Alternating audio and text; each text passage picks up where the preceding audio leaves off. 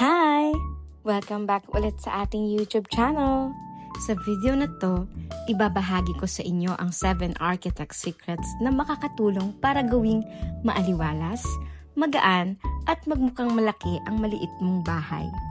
At syempre, isisingit ko rin ang ilang construction hacks na pwede mong gawin kung nagpaparenovate ka o nagpapagawa pa lang. Let's begin! Unang secret, maximize natural light. Buksan ang mga bintana, alisin ang makakapal na kurtina, at palitan ng light-colored fabric. Pero kung magre-renovate ka pa lang, hack ito. Gumamit ng jalousie o sliding windows na mas malapad ang glass area kaysa aluminum frame. Mas maraming ilaw, mas maaliwalas ang dating. At kung kulang sa bintana, maglagay ng transom windows sa taas ng pinto. Dagdag liwanag, walang dagdag sikip. Pangalawa, piliin ang tamang kulay. Gamitin ang mga light tones tulad ng puti, beige at pastel shades. Sa construction side, kung magpapapintura ka, choose paint na may semi-gloss finish. Mas reflective siya sa ilaw kumpara sa matte, kaya mas lumalawak sa paningin ng space mo.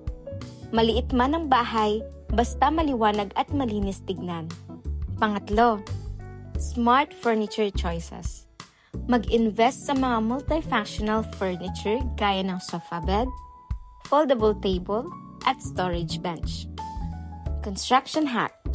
Kung magpapa-custom carpentry ka, gamitin ang understairs area o ilalim ng kama bilang storage. Sayang yan kung walang silbi. Every inch counts, ika nga, lalo na sa maliit na bahay. Pang-apat, panatilihing maayos ang paligid. Hindi naman talaga maliit ang bahay mo. Magulo lang minsan. Gamitin ang vertical space like wall shelves, hanging cabinets, o hooks. Kung magpapa-renovate ka, ito ang hack.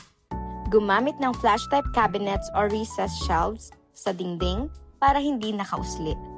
Mas neat, mas spacious sa tingin. Panglima, magdagdag ng halaman. Kahit maliit, kapag may greens, nagmumukhang fresh at masigla ang bahay. Kung nagko-convert ka ng balcony or corner space, ito ang hack.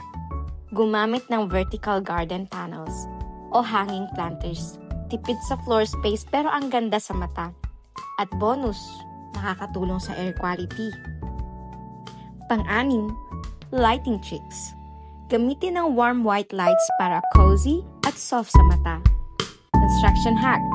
Kung magpapagawa ka, magpa-install ng cove light sa ceiling o LED strip sa ilalim ng cabinets. Hindi lang aesthetic pero energy efficient din. I-layer mo ang ilaw, may main light, may ambient at may accent para mas dynamic at relaxing ang vibes. At syempre, panghuli, minimalism. Hindi kailangan ng sobrang decor. Piliin lang ang mga bagay na may saysay at visual balance.